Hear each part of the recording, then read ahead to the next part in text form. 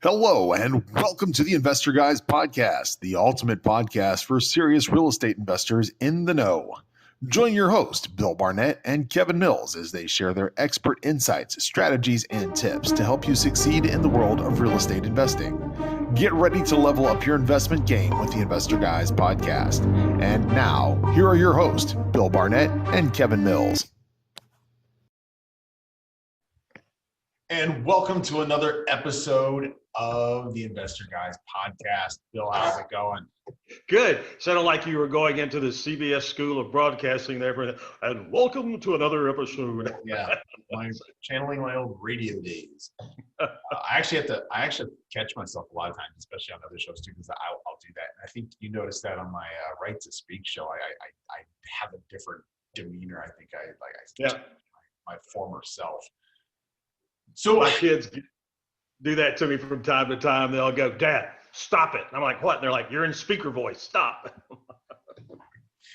Yeah, the announcer voice. I used to announce things when I was really young. I used to do the college football games and basketball games, and I did that, that running quick, blah blah blah blah blah, and he's up and he scored.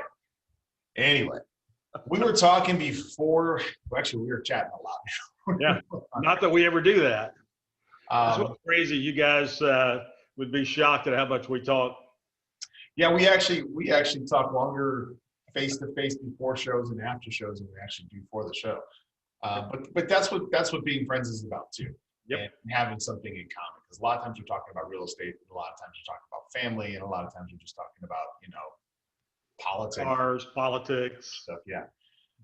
One of the things that we were discussing before we started this, and it's something that I've noticed, and I think Bill mentioned that he's also noticed, is, and it's not new, okay? I think just with the coronavirus and with people getting more desperate, I'm noticing it a little more. We wanted to discuss today things to watch out for as far as education and hooks and things like that are out there for the investor, supposed, opportunities for you to score a great education or for you to score, a great investment opportunity. And Bill and I both get emails from past students and from other people and just people who watch the podcast asking us what we think about this person's program or that program or this opportunity or that opportunity. And we look into it, and not every one of them is a bad opportunity. Some of them are great opportunities, and I let them know that. But for the most part, and I'm glad people ask me my opinion on it, because it makes me aware of what's going on, and it gives me the opportunity to say, you know what, this isn't a good program, and this is why. And understanding that for yourself, understanding what is bad will help you understand what is good and why it is good. Now, I've got some of my pet peeves, and we'll rattle those off here in a little bit. But Bill, since I've been monopolizing the microphone, by the way, you know what? When we were chatting, I didn't show you my new microphone. Is that cool or what? Nice. Cool. A little retro action. Yeah.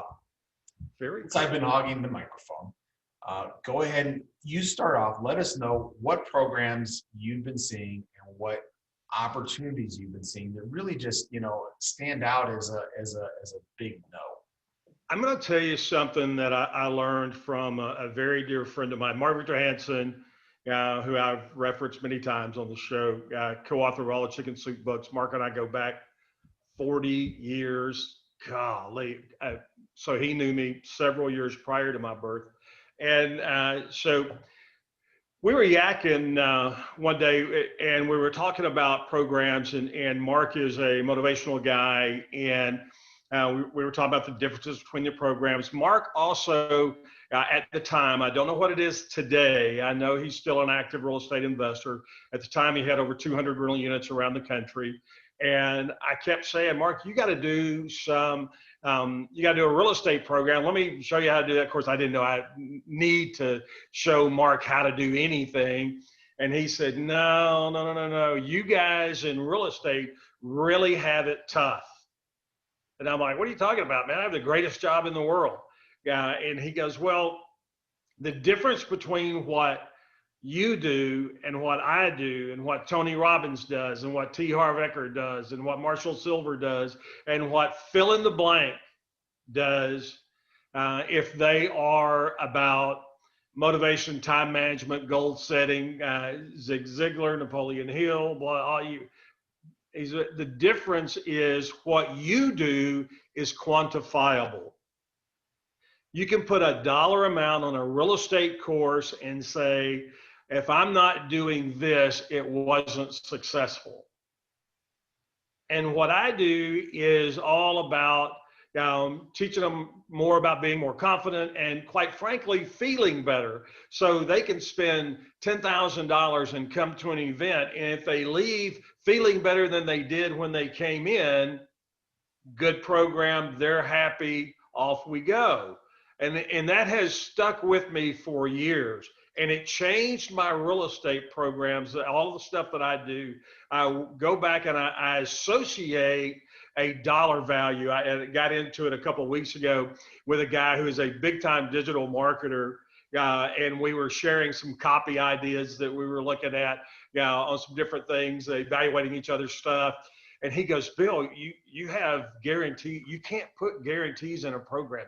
You can't do that. And I'm like, no, you can't do that. I can. Have been doing it for years. The guarantee is what's different about the program, and it's what makes the guarantees side. And I'll give you a comparison. A lot of all of the foundation companies that we use have a lifetime transferable warranty on their repair work. I talk about that in both editions of Are You Dumb Enough to Be Rich? And then I also mentioned, but the guarantee is only as good as the company offering the guarantee. If you got a lifetime transferable warranty and the company's 2 years old, it may be good, it may not be good. The company that I use is about 50 years old, 55. And so I have a high degree of expectation that they're going to continue to be able to perform. Well, that's the same thing. If I have experience on my side and lots of people that we have done a number with that was a guarantee number, then yes, you can go in. What people are afraid of about giving guarantees is that they're going to get sued. If you can perform, you don't have to worry about that. Well, if I have the ability to be able to do from a dollar standpoint what I tell you I can do in our program, I'm not worried about giving you a guarantee. So that's the first thing. And then we're on a break here. But the first thing is I'm always skittish about people who back away from, and that's some really big names in our industry, just freak out at the ask of any kind of monetary guarantee. Well, I don't know that you're going to do anything or not. I've heard that a lot. And it's like, yeah, but you know what? If my program's good enough, I'm going to be able to kick you in the butt and get you off the couch, get you out the door, get you making offers. That's what I do. And so anyway, that's number one. Then we'll talk about another one after we come back. And Kevin gives us his number one. Hang around for more Investor Guys podcast. We'll be right back after the break.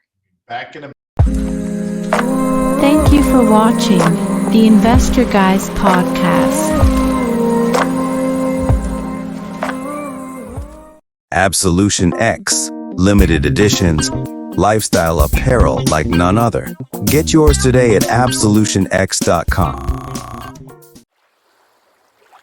Live the resort lifestyle every day with Cayman K.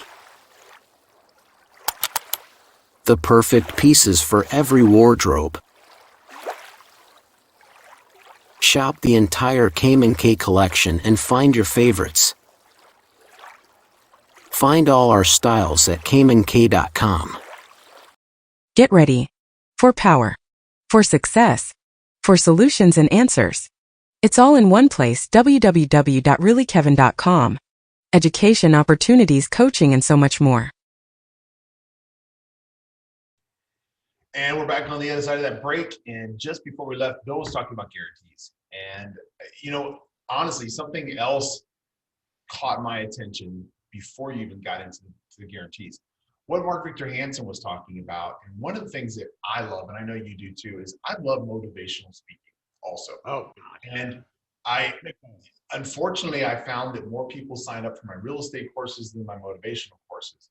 But like you, and whether it's by design or not, for you, I like to throw in healthy doses of motivation and healthy doses of feel good into real estate courses that I do, because I want people being confident. I want them knowing that, you know, the power lies with them, and understanding how powerful their own mind is and how powerful their own motivation is and what it will help them accomplish is really key to success and key to my success in teaching them something, because without that, they don't have that extra kick in the pants, as you mentioned.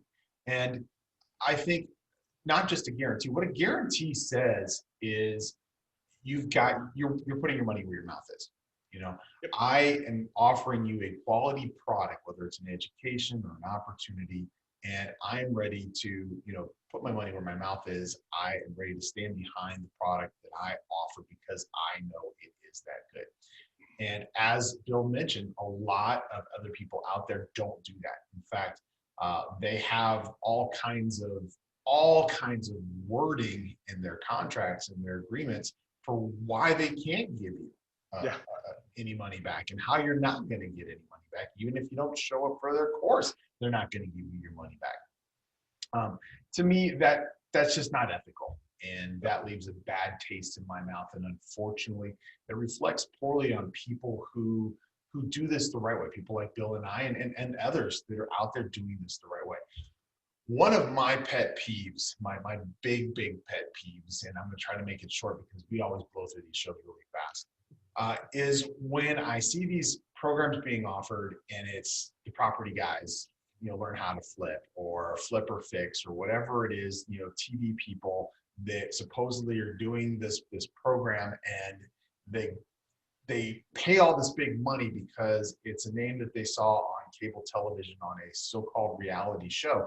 And these people don't even show up. It is all marketing. That is the only association these people have with it, is they're getting paid to allow this company to use their name to market to the unsuspecting public. Those individuals don't show up. The individuals did not write the program. It is not their exclusive formula. And I'm going to give you a little bit of background information. Back in the early 2000s, when this was popular, when they were putting together these reality real estate shows, and Bill had the same situation. I think we've told this story before. Both of us have had people approach us and want to do a show. And I was excited the first time because I thought, hey, real estate reality show, this is awesome. And I thought it was awesome because this is what I love to do. And it gives me an opportunity to literally go out and show other people, you know, how awesome it is to invest in real estate. And I had all these different ideas, and I sat down with the producers, you know, in a face-to-face, and I'm rattling on, and they're like, no. What's going to happen is we're going to find the properties for you to make the offers on. We're going to tell you how much you're going to offer on it. We're going to tell you how much you actually bought it for. We're going to have the contractors. We're going to pick those contractors for you, and there's going to be drama because you're not going to be able to get the tiles that you want, or the contractor that you need is not going to show up on time, or whatever it is. We're going to script that in. That's going to change so that we can keep people engaged. I'm like, but that's not investing. That's not real estate investing. Yeah. Real estate investing is not that much drama, for one. It's not that much difficulty, for two, and it's fake. And they're like, well, that's what we need. People aren't going to tune in to watch a real estate investor investing in real estate, and you just coming in and buying properties and flipping them and whatever it is you're going to do. So I went on about 3, 4, maybe even 5 of these face-to-face sessions with different producers from different cable companies, or different companies that produce from the same cable company. Before I realized it was fake. It is not reality. And now those same people who have taken these individuals from the production companies up on their offers to do fake reality television are now selling programs with their names on them on the premise that was all fake to begin with. So that is my number one pet peeve. That is the thing that I warn the most against. And there's a long list, and hopefully we can get to that on the second side, or last segment of this quickly moving show. But after we come back from this other break, but we've got another about 1.5 minutes, 2 minutes. Yeah. If you want to throw something in there, Bill. Yeah, it was the same thing. nodding to him. I have an agent that's with CAA out in LA, and he called me one day and said, "Hey, I need you to come out. We want to set some meetings up." And so back when I was still married, so we went out, and we spent 2 full days going through meeting after meeting after meeting, all with production companies. And it wasn't a decision of if we're going to do this or not. It was, hey, we want to all agree on what production company that we're going to use. And we picked a company that currently has 2 real estate reality shows on the air. And we actually shot the pilot. We did that here in Fort Worth. And one of the things that the producer was complaining about, hey, look, when they sent 2 guys out here, it wasn't, a film crew of 10. They sent 2 guys out here, and then they're on the phone with the producer back in LA, and I'm on the phone with him every day. And we shot for about 5 days. And he said, man, we got to have some drama. And I said, well, look, stuff happens. Things are going to come up, but it's not constant. And so finally, literally the day, they're like, well, this wraps up today. We'll get everything we need to get the pilot done today. Wish we had more drama. I don't have enough drama. Got to have some drama. And I said, well, just hang around. Things will happen. And so they finished up and left. And literally the next morning, when we get back from the break, we have time. You let me know if we're going to have time, and I'll finish this. The next morning, Go ahead. Finish on the inside. If we have to, we'll make this multiple shows. Right after they were gone. So hang around. We'll be right back with more Investor Guys podcast. See you on the other side. Thank you for watching the Investor Guys podcast. Live the resort lifestyle every day with Cayman K.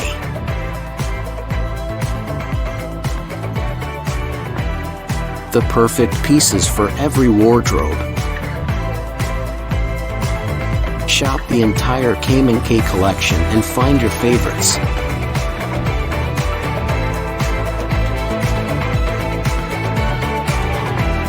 Find all our styles at CaymanK.com. Absolution X.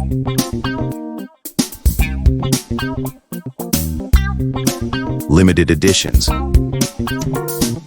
Seek your absolution. Lifestyle apparel like no other. Only at absolutionx.com. Awaken your potential and harness the strengths of your inner self. Online courses that you complete at your own pace. Set and achieve all of your goals.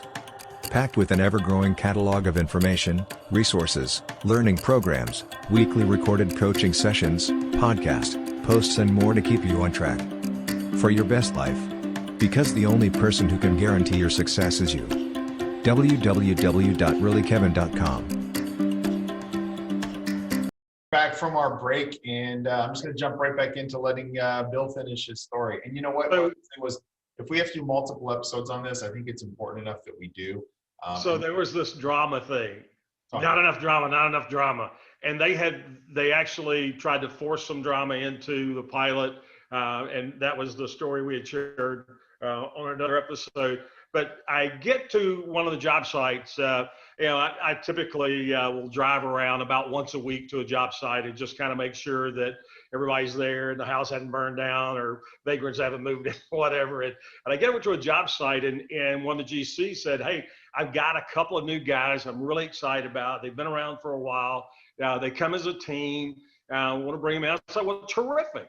And so we've gotten in, and this was a house that we were just getting started on. And we're out in the front yard. I'm having a little contractor meeting, which is very common at the start of a project.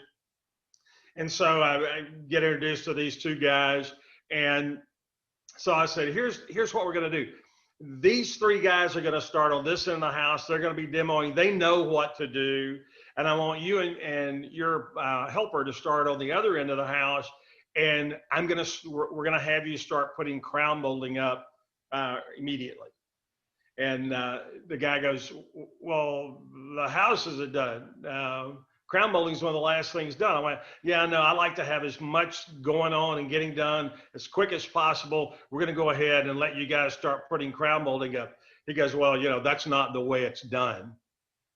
And I said, okay, let's start this conversation over. Let's take a deep breath. Hi, I'm Bill. Welcome aboard. So here's what we're going to do. These three guys are going to start down here. They're going to work this way. They're demoing. You two guys are going to start down there. You're going to start hanging crown molding. Y'all are going to pass. Boom, this is going to work. And the guy goes, well, I'm not doing that because that's not how you do it. And I said, well, so how you do it in your world? He said, well, I've been doing this for over 20 years. And I went, well, great. But let me ask you a question. How many times have you done it with your money? You've been a contractor for 20 years. Have you ever done an investment property where the money came out of your pocket? Well, no, but, and I said, exactly. And this is my money and you'll do it my way or you won't be doing it.